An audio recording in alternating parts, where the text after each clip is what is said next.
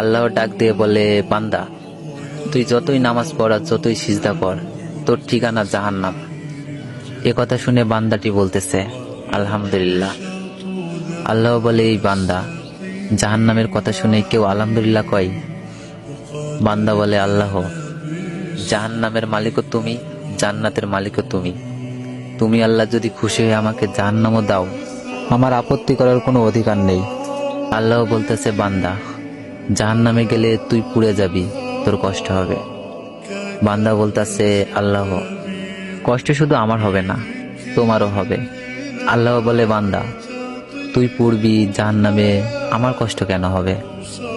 বান্দা বলে, আল্লাহ, মায়ের কোলে সন্তান যদি পানিতে পড়ে যায়, তাহলে দুনিয়ার কোনো মাই যেমন দূরে দাঁড়িয়ে থাকতে পারে না, দৌড়ে গিয়ে বাচ্চাকে কোলে নেয়, আমার বিশ্বাস ওই মায়ের চেয়ে কোটি কোটি গুণ দয়া তোমার